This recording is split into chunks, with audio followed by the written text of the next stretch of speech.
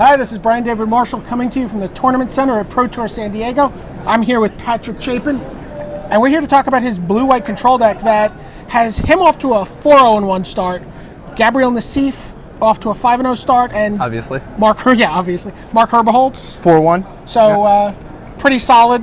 Yeah, the Dragonstorm contingent decided every couple of years we got one in us. So tell me about how you approach this standard format. Once World Weight comes out, what are you thinking about? Well, mostly I'm just thinking about Jace the Mind Sculptor an awful lot. I think Jace the Mind Sculptor is the best card in years, and definitely the best card in the format. Like actually better than Bloodbraid Elf or Baneslayer Angel or Lightning Bolt. And after I just tried a whole bunch of different experiments, and eventually came to the opinion that I think that Tectonic Edge decks, Jace the Mind Sculptor decks, or Bloodbraid Elf decks are like the only three real ways that I go in the format. And Jace was so much more powerful than the other cards that I thought that finding the best Jace deck might end up being might be the ticket. So let's take a look at Jace. Tell me what this card really does for you. Jace does. Tell me what it doesn't do. Yeah. Well, it's a combination of a lot of things. First of all, it's the card draw engine, so it's sort of your factor fiction. Next of all, it provides tempo and card advantage and solves every sort of problem that you might have, so it's sort of your cryptic command.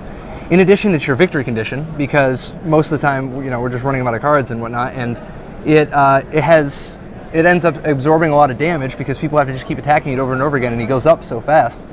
And he has tons of options all the time, but he actually lets you play people a lot too, where there's a little bit of actually gaming involved, because there's so many different ways you could play it, and there's so many decisions your opponent has to make, like how many creatures does he send in case you have instant speed removal,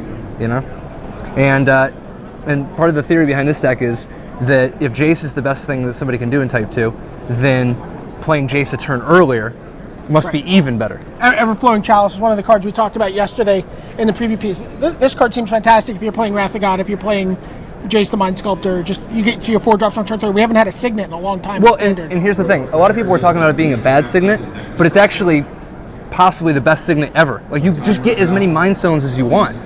I mean, I would love a Mind Stone, but this thing's even better. Like, it's not just 2 mana tap for 1. Often it's 4 mana tap for 2, or 6 mana tap for 3, and sometimes if you draw 2, you chain them together, where the first one's for 2 and then the second one's for 4, and next thing you know, you're casting Martial Coup on turn 4.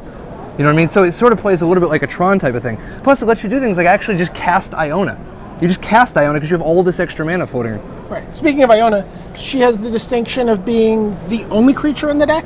Oh, yeah, absolutely. I mean, for a little while, I started with a few Sphinx of Jar Isles, and I just started cutting them until there's one left, and then I was like, I never played this card until I have like 9 mana anyway. Why not just play Iona? And I tried it as an experiment, and it ended up working out really well, because we get 9 mana all the time. We play 30 mana to begin with, and we have the Chalices, which can accelerate, and Treasure Hunt, obviously, so. Yeah, it was interesting. We were talking yesterday in the preview piece about the Jace, and we were wondering if anyone was actually going to, use the ultimate on Jace to win a game. And you said, oh yeah, I mean that's our plan. That's how we. I don't know if I killed anybody without Jace.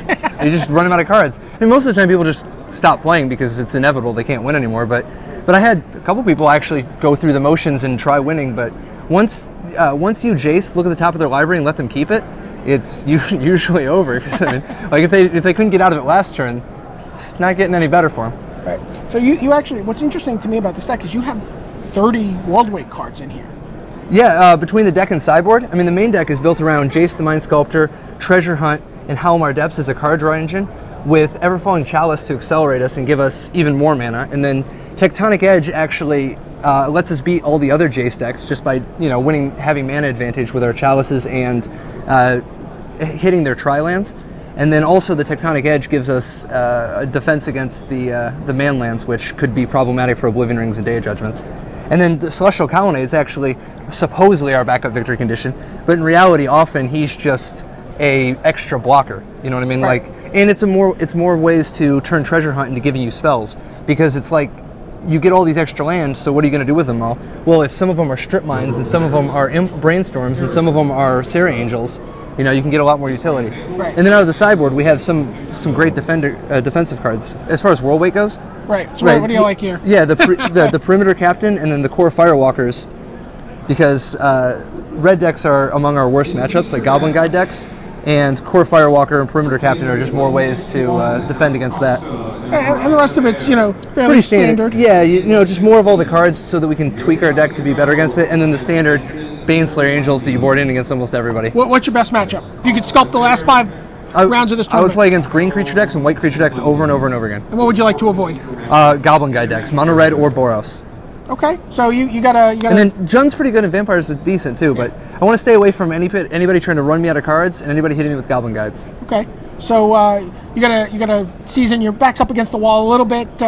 You gotta do well here. You're off to a great start, but you still had a very interesting year last year. You released an ebook. Yeah. How did that go for you? Very well. Next Level Magic on Star City Games was my first ebook, and it ended up doing pretty well. And I guess I got a lot of emails and messages from people asking about putting out a paperback, and I ended up writing a much more expanded, an expanded text that's 420 pages that I'm going to be releasing at the end of March. So I'm very excited about that. Awesome. So am I. I love having magic books on my bookshelf. Look for it at home. For Patrick Chapin, this is Brian David Marshall signing off from the Tournament Center.